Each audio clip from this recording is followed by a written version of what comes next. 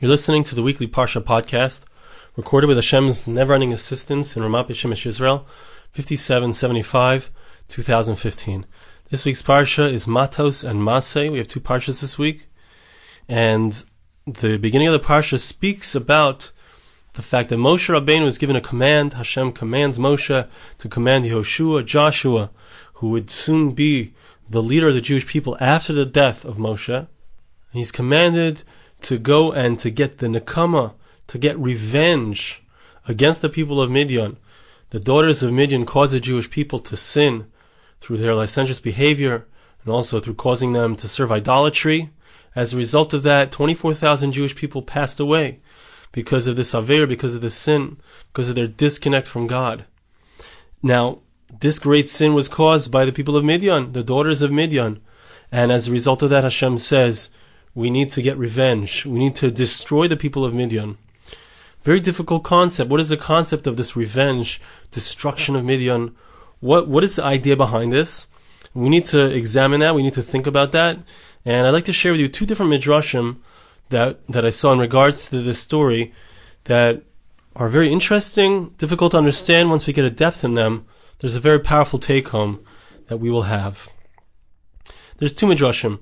I'm actually going to read them out of order because I want to address a point in the second medrash that is, I think, answered perhaps in the first medrash. The second medrash says like this. This is in the beginning of Parshas Matos, in the Medrash Rabbah, and it's in Parsha Chav Beis, Ois Vav. Amar Rabbeinu, our sages say, Ksiv Yoshua. In regards to Joshua, the verse says, Kasher Yisi im Moshe ehya imach. God said to Joshua, just as I was with Moses, so too shall I be with you. Now, what does this mean? What is this referring to? Based on the statement of God, that God was with and would be with Yoshua, just like Moses lived to be 120 years old, Joshua should have lived to 120 as well. In fact, Yoshua lived to be 110 years old. Why was his life shorter by 10 years than the life of Moshe, even though Hashem said that he was going to be with him? The Medrash explains, at the time that God said to Moses, nekama b'nei Yisrael, me'es ha-Midyanim, get revenge on behalf of the Jewish people from the Midianites, and then you will pass on from the world. Meaning this is to be your final obligation, is to take care of this. He knew that after he would do this, he would pass away. Even though he had received the news of his impending death, he didn't push off this matter. He didn't push off instructing them to go and get this revenge against the people of Midian. He did it quickly, right away. He sent them. Moses sent them. About Yoshua, when it came to Joshua, there was a different approach that Joshua took. When it came to his wars with the 31 different kings in the land of Canaan, he said, if I destroy them, if I kill them right away, I'm going to die, just like what happened with Moses. After he completed his wars, after he completed his purpose in the world, he passed away. Yoshua knew that his purpose in the world was to defeat the kings of Canaan, and so therefore he knew that he would pass away from the world immediately following that. So he took his time. Shnei as the verse says, Yamim Rabim Asa Yoshua es kol malachim ha'elam l'chama. It took many days. Joshua spent much time doing war, waging war with these kings. Now listen carefully. The end of the Medrash is very difficult to understand, and let's focus in here. Amar HaKadosh Baruch Hu, v'kach asisa. Hashem says to him, since you did this, Joshua, hareini mekatzer shnasecha eser shanim. Instead of living to 120, you're going to lose 10 years of your life. Amar Shlomo, King Solomon says in Proverbs, a verse which gives us a hint to this idea, Rabbeis machshavos b'lavish. A person has many thoughts, many calculations. Atzas Hashem hisakum. But the idea of God is that which comes out in the end. Yeshua made a calculation. If I finish the wars with the people of Canaan, so I'm going to lose my life. It's going to be the end of my life. My purpose is over. Hashem says, no, I'm sorry, you're mistaken. Actually, because you didn't listen as I instructed, you will lose 10 years of your life. and you will die at the age of 110 instead of 120. Now, we look at this medrash, and we say, okay, obviously we need to understand, like, what exactly is the idea here? What is the medrash coming to teach us? What's the depth of the medrash? But also we need to understand on a very simple level, what would have happened, indeed, if Yehoshua had completed the wars? Yehoshua made a cheshbon, and he said something which was correct. He based it on what happened with Moshe. Moshe did indeed die after he completed this war with Midian. That was the end of his life. Yehoshua, it seems, made a cheshbon, he made a calculation that if he would complete the war, he would also die. He would complete the war with these 31 kings. That would be the end of his purpose in the world. Just like Moshe passed away, he would also pass away. But it's clear from the Medrash that that was a mistake. That if he would have completed these wars quickly, he would have lived even longer. He would have lived to 120.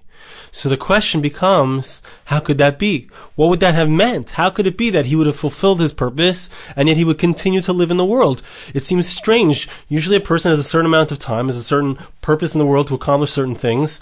Once he's completed that purpose, naturally he passes on from the world, especially someone who's a great tzaddik, who's a righteous individual, like a Moshe Rabbeinu, like Moses, like Joshua, like Aaron, Miriam, etc. These people fulfill their purpose in life, they complete their mission, they pass on from the world.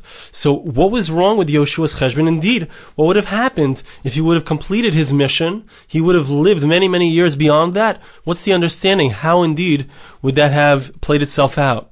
So I want you to hold on to this idea for a moment, for a bit, because I want to share with you the other medrash, the first medrash, which takes us really in seemingly a different direction, but ultimately will bring us right back to where we started.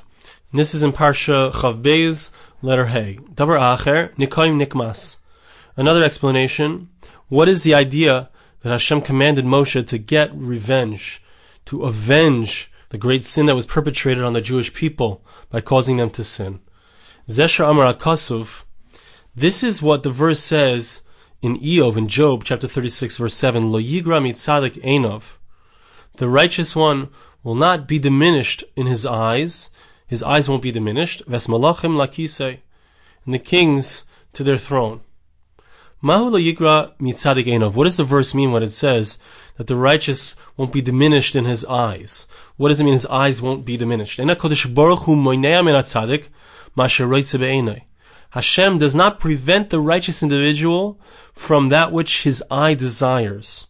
L'lamedcha, the Medrash says that this comes to teach us. Moses had a desire to see the vengeance, the avenging of the sin of Midian before he would die. He wished, he asked of God to be able to see this with his eyes. Al Moshe Nemar. And about Moses, there's another verse that says in Psalms chapter 58, verse 11, Yismach tzadik ki chazanakom. The righteous will rejoice when they see the revenge. Nikmas Midian, the Medrash says this is a reference to the revenge the Jewish people have against Midian. Now there's another part of this Medrash which we'll get to shortly, but I just want to point out the questions here. What does it mean, or how are we to understand that it was very important, Moshe, his last request before he passes away is, Hashem, I just want to see revenge against the people of Midian. What is the idea that he wants to see this? Also interesting that it points out in the Medrash, it talks about his eyes, that the righteous will not have diminished eyes. And it keeps stressing he wants to see with his eyes. What is the idea of seeing with his eyes? How else do you see? You see with your eyes. What's the Medrash? What's the Dagesh? Why are we stressing the idea of seeing with the eyes? Also, as we asked at the beginning, what is the idea of revenge? We think of revenge as something which is negative. The Torah says, Lo sikom. There's an obligation not to get revenge. Someone does something wrong to you, we don't do revenge. We don't get revenge. We let go. We forgive. What does it mean over here that it's so important for Moshe to see this revenge? That Tzaddik wants to see the revenge. He wants to see this finality. The Yismach Tzaddik Yichazanak, and the righteous sees, he's going to rejoice in seeing revenge. It's difficult to understand, especially in the context of a spiritual teaching. Usually we think of revenge as something negative. So what is the Medrash referring to here? What is the idea of revenge in this sense, in the positive sense somehow? Now, in the second half of the Medrash, it says like this: Pa'amav yirchatz b'dam harasha. The second half of the verse in Tehillim and Psalms says that the tzaddik will wash his feet in the blood of the evil one. So who is this referring to? What is it? It sounds very gory, but what is it referring to? Zeh Bilam. It's a reference to Bilam, that Moshe needed to see the nekama, he needed to see the revenge against the people of Midian, and he also needed to see the downfall of Bilam. Amar Moshe lePinchas. Moshe says that Moses says to Pinchas like this, Ul'anshe Atzava, and to the people that were going out to war, Yedea ani sheBilam harasha hu sham, litol schare. I know that Bilam, the evil Bilam, is there. He's in Midian in order to receive his reward, to receive his payment for having caused the downfall of the Jewish people. Ad shehaze'ev balatzayin pirsu lemitzuda. Before the fox gets to the sheep, make sure you spread out a trap. Meaning, Bilam is the fox, and you have to trap and you have to get him. That evil one, Bilam, if you see him, that you see that he's using magic in order to fly up into the air of the world. Show him the tzitz. The tzitz was a special headband that went across the forehead of the Kohen Gadol, and Pinchas was to lead the Jewish people out there and to wear this tzitz, to wear this special headband. And it said in Shekasav Kodesh Lashem, it says on it that holy to God. It says holy to God, and the idea of the tzitz is, the word tzitz actually means to look, to take a quick look. La tzitz means to look. The power of the tzitz is that it has Kodesh Lashem, holy unto God, written on it, V'unoifel.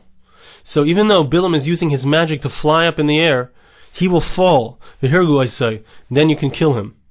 V'esmalchei Midian hargu al chalaleim. The verse says that they also killed the kings of Midian. They also were able to use magic, fly up into the air. And when they saw the tzitz on the forehead of Pinchas, they saw this special headband that said on it, on his forehead, Kodesh Lashem, holy unto God. They fell down and they were killed. Now, in trying to understand this seemingly very challenging medrash, so the Eitz Yosef explains something here. Heralois hatzitz. What does it mean, or what does it help that they show the headband? Inyan hatzitz lahapilam nira. If we want to understand how the tzitz has the power to cause him to fall, through the spirit of holiness, ruach hatuma bayrachas, it causes the spirit of impurity to run away. When there's an exposure in the world to purity, to holiness, to spirituality, so what happens to impurity, to evil, is that it just disappears.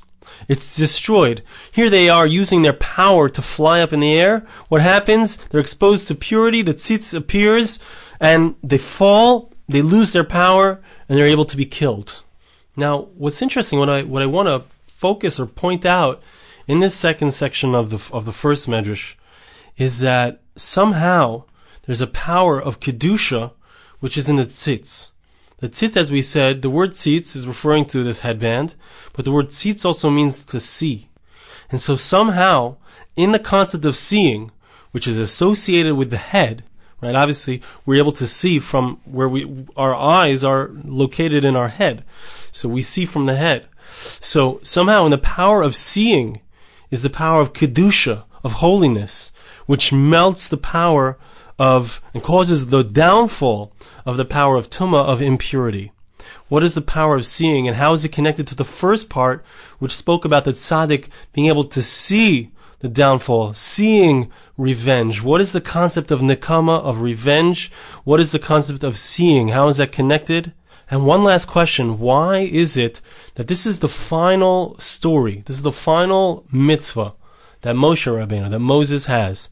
Why is this the final one? Or what do we see, or what do we learn from the fact that this is the final thing that Moshe Rabbeinu is commanded to do before he's to pass away?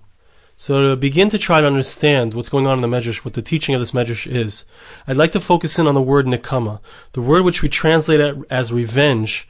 Sometimes indeed it means revenge. The Torah says, Lo sikom, don't get revenge. In the context of this story, however, the idea of revenge is different than we classically think of it. The word nakam, nekaim, linkaim, the root of that word is the word kam, which means to stand up.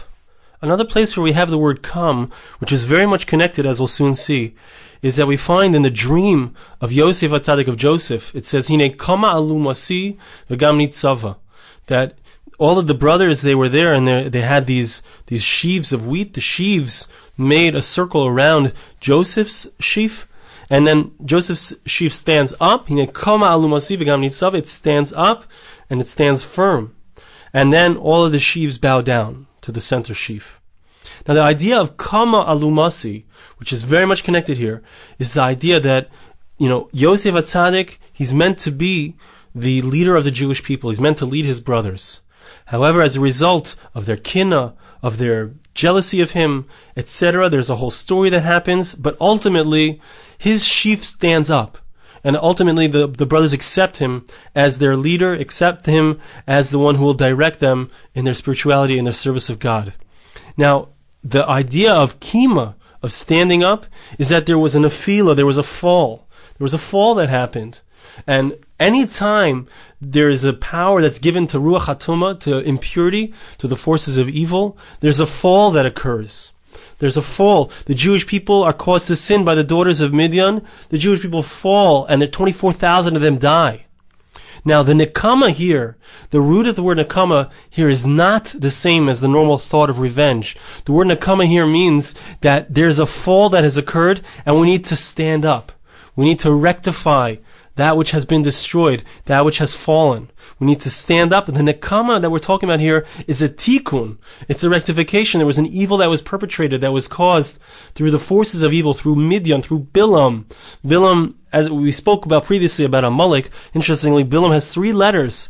The Ayin and the Mem and the Lamed, which are the first 3 letters of Amalek, those 3 letters are also contained in the name of Bilam. He also has this power of, as we spoke about, of leading in a way which is wrong, causing destruction, causing mayhem, causing tumah, causing impurity, bringing that into the world. Moshe Rabbeinu, Moses, he wants to see a complete picture. He's about to pass on from the world. And he says, I have one request of you, God. I want to see the rectification. I can't go to my grave, says Moshe, without having resolution. The Jewish people have fallen. There's been a great fall. A great impurity has come into the world. I need to see the resolution. I need to see the nekama. It's not that I want to see revenge. I'm burning inside. I'm angry. No, I want to see the whole picture. The einayim, the eyes, and the mind, the intellect, have the ability to see something in a much greater way. We see evil in the world and we think, why has that evil happened? Why did Hashem destroy with the Holocaust 6 million Jews? Why was there a Spanish Inquisition? This, why? With so many questions, why? We don't know the answers. We don't have that broad vision, which we will have when Mashiach, when Messiah comes, we will be able to understand it. But at this time, we don't have the broad vision to be able to understand why evil occurs, why negative things happen in the world. Why is there evil in the world? Why is there so much destruction? Why is there so much death? Why is there so much sadness, so much sickness? We don't know the answers to these questions. We can't see it. But if a person was able to be in a place of transcendence, to see the whole world from a higher perspective, a person would understand it. A person would be able to see it if one is looking at the whole picture. The idea of einayim, of the eyes, is the ability to see. When we look at something, when we look at a picture, we say a picture is worth 1,000 words. You see a picture, you see many things at once. You see a whole dynamic view. You see a picture. When it comes to our ability to hear, we hear one word, and then another word, and then another word, and then another word, and then at the end of the sentence, all the words come together, and we have a sentence and we have a concept. But that's piecemeal. When you see the whole picture. So Moshe Rabbeinu, there's a stress on the ability to see. He wants to see the destruction of Midian. He wants to have, he's about to pass away, he's about to come to the completion of his life. He wants to see the whole picture. He wants to see the resolution of the destruction of Midian, of the destruction of evil, the nekama, the raising. There was a fall that happened to the Jewish people as a result of the sin of the Midianite women, as a result of the sin that was caused by Bilam. And Moshe wants to see the destruction. He wants to see the nekama. He wants to see the standing up of the power of good, the destruction of evil, and the raising up of the power of good, a standing up. That's nekama. Now, the power of evil, the way that it works, is with shmiya, with sound. It works in the moment. It works with pieces. It says, no, don't look at the big picture. Look at this moment. It's just what I feel like right now. I want this now. Even though, okay, after I do this thing, so I'm going to feel bad about myself, but I want it now. I'm going to have it now. The way that our Chazal refer to Russia, who is having success, it seems in the moment Chazal say, Hasha'a misachik loy. At this moment, he's having success. He's succeeding. All things are well for him. The Rasha, he succeeds for the moment. In fact, Bilam HaRasha and the kings of Midian, they're able to fly up in the air. What's that? It's an amazing thing. That description of being able to fly up in the air, that's how our Chazal speak about when the world reaches a space of Olam Haba, that future world, that future time. It talks about the fact that there are tzaddikim, that they will grow wings and they'll fly. They'll be pareach ba'avir. They'll fly up in the air. So the Rasha says, I can access that spirituality now. I can access something very high and powerful now. He tries to grab it. He steals it, so to speak. And it's not really his. He doesn't really have that broader view. He's just in this moment. Hasha'a misachik loy. He is in this moment succeeding. Now what happens? Pinchas comes with the tzitz. Again, the tzitz is something that you look at. It's Kodesh Lashem. It's the bigger picture that everything is about Kedusha. Everything is about holiness. Everything is about sanctifying God's name. With that Kedusha, when that Kedusha is in the world, when Pinchas exposes the Ruach HaTumah, the spirit of impurity, to the true higher Ruach, the tzitz, the overarching transcendent view, so then evil falls, because it only has power for a moment. And when you enter into that space of transcendence, then you have the full view. You see the fall of evil. You see that evil needs to fall in order for goodness to stand up. Moshe Rabbeinu, Moses, was not afraid of dying because he saw the big picture. He was able to see that he had come to his completion, and that by doing this final act, this final mitzvah, it wouldn't take away from his completion. It wouldn't take away a moment from his life. Yoshua made a mistake. His mistake, of course, on the level of a tzaddik, lahavdil, alef alfei avdalim, we don't understand this mistake. But just to get a little bit of a taste of understanding of it, Yoshua's mistake was that he understood that when he completes the 31 malachim, he completes the destruction of these 31 kings of Canaan, that would be the end of his life. He was in the moment. He wasn't able to see a broader view, a higher view. As a result of that, he lost time. He didn't get that completion of 120 years that he was destined to have, as Moshe had had.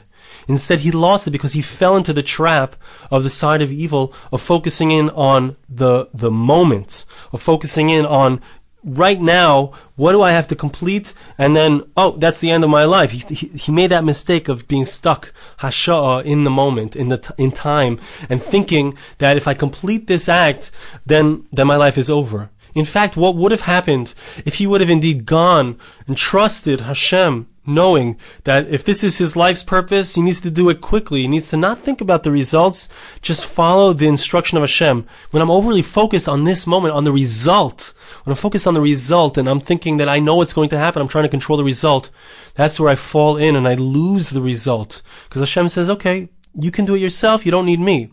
If Yoshua had just followed the instructions of Hashem, destroy the 31 kings, without thinking about it, without trying to wrap his mind around the result, so he would have stayed in a place which was transcendent. He would have stayed in the place of Kodesh Lashem, in the place of the tzitz, in the place of the transcendent, just as Moshe did. And if he would have stayed there, Hashem would have been with him. And that would have meant that somehow, we don't know, when we focus on the results, so then they're stuck with us. We end up with the result that we think of. We pull down the result to be two-dimensional instead of three-dimensional. If he would have just given in, he would have just done what Hashem said with Zrizus, then it would have worked out. Just like you think about, I'm not going to get into it because we're really at the end of our time here, but think about Avram Avinu commanded to kill his son Yitzchak. How could it be? This is going to be the future of the Jewish people. I'm going to kill him? It can't be. He didn't think about it. He just did it. He said, somehow, HaKadosh Baruch Hu has his plan. I don't know what it is. I'm going to do what Hashem says, simply. And through that, you enter into the transcendent realm by letting go of the result. If Yehoshua had indeed listened to Hashem, he would have let go of the result. He would have entered into a transcendent place. And even though theoretically, if he finishes that mission, his life should be over, somehow it would have made sense that he would live until 120 years. I want to bless you, and please bless me back. Hashem should help us, that we should be able to have this broader view, to be able to have the patience, to be able to accept at face value the instructions of Hashem, the instructions of the Torah. Not try to overthink it and say, I know what Hashem wants from me, but to just be simple. Do Hashem's will. only good results will come. Hashem should help us to be able to have that tefisa, that understanding of life, to be able to go in that way. And in so doing, Hashem should help us to always be able to access that broader vision, that transcendent realm where relationship with Hashem is possible. Thank you so much for listening. Have a wonderful Shabbos. This podcast was made possible through the gracious donations of listeners like you.